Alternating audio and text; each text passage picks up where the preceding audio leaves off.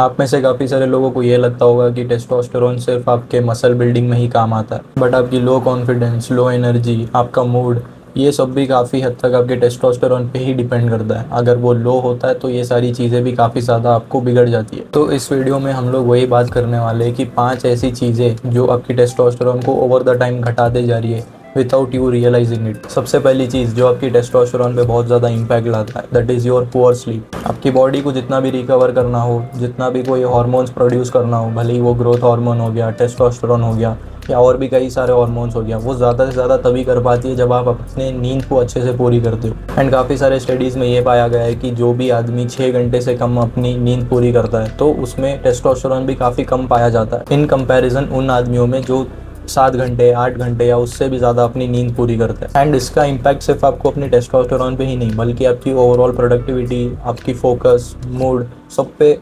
Effect करता है। And अभी की हालत ऐसे हो चुकी है कि हम सिर्फ 4 से 5 घंटा अपनी नींद पूरी करते हैं, उसमें भी डूम स्क्रॉलिंग इतना करते हैं, नाइट स्क्रॉलिंग इतना करते हैं, तो वो स्लीप के क्वालिटी में भी काफ़ी ज़्यादा इम्पैक्ट लाता है कि हम 4 से 5 घंटा जो भी सो रहे हैं वो भी अच्छी क्वालिटी की स्लीप नहीं है। नेक्स्ट चीज़ जो आपके टेस्टोस्टेरोन पे काफ़ी ज़्यादा इम्पैक्ट करता है, that is your physical activity. आप पूरे दिन बस एक ही जगह बैठे रहोगे एंड सोचोगे कि आपकी टेस्टोस्टेरोन ऑटोमेटिकली बढ़ जाएगी, तो ऐसे नहीं होगा, क्योंकि बॉडी को ज़्यादा टेस्टोस्टेरोन की नीड होगी ही नहीं, तो वो प्रोड्यूस भी नहीं करेगी। अभी का लाइफस्टाइल हमारा कैसा है, अगर कोई एक स्टूडेंट है तो वो जाके अपने क्लास में 8 घंटे बैठे रहता है, कोई अगर कहीं पे काम कर रहा है तो वो जाके उधर 8 घंटे बैठे रहता है, तो हमारा ऑलमोस्ट काफ़ी ज़्यादा टाइम सिर्फ बैठे बैठे ही निकल जाता है। तो इसमें फ़िज़िकल एक्टिविटी हमारी कहाँ हुई। एंड हमारे बॉडी को इसी की वजह से लगता है कि टेस्टोस्टेरोन की नीड नहीं है, तो वो ज़्यादा प्रोड्यूस करेगी भी नहीं। नेक्स्ट चीज़ है eating too much junk food और बैड डाइट। एंड अभी की हमारी डाइट ऐसी है कि हम सिर्फ अपना पेट भर दें, एंड वो भी किससे, जंक फूड से, या जो भी कोल्ड ड्रिंक वगैरह होती है, या स्नैक्स जो होता है, या ऐसे फूड्स जिसमें कार्बोहाइड्रेट्स बहुत ज़्यादा होता है एंड प्रोटीन बहुत कम।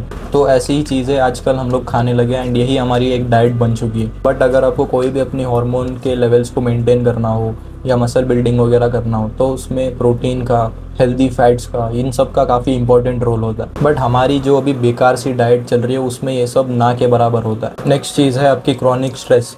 क्रॉनिक स्ट्रेस एक ऐसी चीज़ है जो सिर्फ आपके हार्मोन्स को नहीं बल्कि आपकी ओवरऑल पूरे बॉडी के हेल्थ को बिगाड़ सकती है, आपकी स्किन को बिगाड़ सकती है एंड काफ़ी सारा और नेगेटिव इफेक्ट दे सकती है। क्योंकि जब भी आप स्ट्रेस में होते हो तो आपकी बॉडी में कॉर्टिसोल नाम का हार्मोन प्रोड्यूस होता है जो कि टेस्टोस्टेरोन के बिल्कुल ऑपोजिट काम करता है। अगर कॉर्टिसोल आपका हाई होगा तो टेस्टोस्टेरोन ऑटोमेटिकली लो हो जाएगा। तो आप जितना ज़्यादा स्ट्रेस में होगे उतना ज़्यादा आपको नेगेटिव इम्पैक्ट मिलेगा, भले ही वो आपके हार्मोन्स में हो या आपकी ओवरऑल बॉडी हेल्थ में हो। एंड इसमें हमारी एक लाइफस्टाइल का काफ़ी ज़्यादा इंपॉर्टेंट रोल हो जाता है, क्योंकि अभी हमारे लाइफस्टाइल में इतना ज़्यादा वर्कलोड होता है, इतना ज़्यादा स्टडी प्रेशर होता है एंड और भी काफ़ी सारी चीज़ें चल रही होती है जो हमें कॉन्स्टेंटली स्ट्रेस में रख रही होती है या कॉन्स्टेंटली हमारे बॉडी में कॉर्टिसोल लेवल को ज़्यादा कर रही होती है। एंड सिर्फ वर्कलोड या स्टडी प्रेशर ही नहीं बल्कि हम लोग जो कंटेंट कंज्यूम कर रहे होते हैं, जो रात रात तक स्क्रॉलिंग कर रहे होते हैं, इन सब से भी काफ़ी हद तक हमारे स्ट्रेस पे इम्पैक्ट लाता है। एंड जैसे जैसे स्ट्रेस बढ़ता जाएगा आपकी टेस्टोस्टेरोन वैसे ही कम होती जाएगी।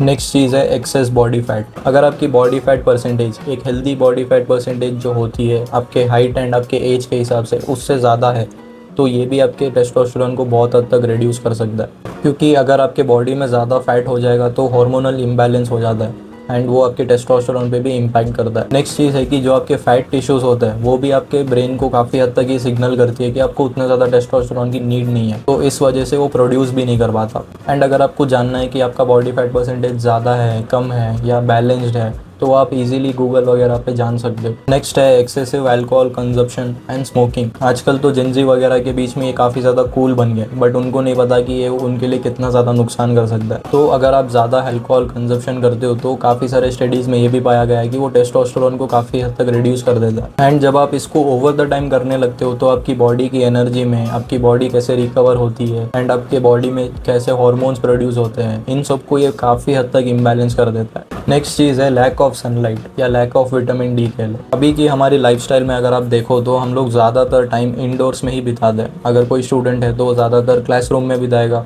अगर कोई कहीं पे काम कर रहा है तो वो भी इंडोर में ही बैठ के काम कर रहा होगा। आप लोग खुद याद करो कि कब आपका लास्ट टाइम था कि आप एटलीस्ट 2-3 घंटे धूप में बिता रहे थे, धूप में खेल रहे थे या कुछ काम कर रहे थे। एंड इस लाइफस्टाइल की वजह से अभी ऐसा हो रहा है कि हमें हमारी बॉडी में enough amount of vitamin D produce नहीं हो पा रहा, क्योंकि जब भी आप धूप सेकते हो तो आपकी बॉडी में विटामिन डी की प्रोडक्शन होती है। तो अभी हम लोग धूप में जा ही नहीं रहे तो विटामिन डी की भी प्रोडक्शन नहीं हो रही। एंड विटामिन डी आपके टेस्टोस्टेरोन के प्रोडक्शन में भी काफ़ी इंपॉर्टेंट रोल प्ले करता है। तो ये सारे एक दूसरे से लिंक है, अगर आप एक चीज़ नहीं करते हो तो बाकी सारी चीज़ें भी बिगड़ जाती है। एंड बहुत सारे स्टडीज़ ये शो करते हैं कि अगर आपके बॉडी में विटामिन डी कम है तो ऑटोमेटिकली आपके बॉडी में टेस्टोस्टेरोन के लेवल्स भी गिरते जाते हैं। सो जितने भी सारे चीज़ें अभी मैंने बताया, 4-5 पॉइंट्स या जितने भी पॉइंट्स मैंने बताया, वो कहीं ना कहीं डायरेक्टली या इनडायरेक्टली आपके टेस्टोस्टेरोन के लेवल्स पे काफ़ी हद तक इम्पैक्ट करता है एंड वो नेगेटिव इम्पैक्ट ही लाता है। एंड अगर आपको अपने बॉडी में एक अच्छा हार्मोनल बैलेंस मेंटेन करके रखना है तो जितने भी चीज़ें मैंने बताया अभी उनको फटाफट से फिक्स करने की ट्राई करो। तो इस वीडियो के लिए बस इतना ही। मैं मिलता हूँ आपसे नेक्स्ट वीडियो में। Till then keep improving.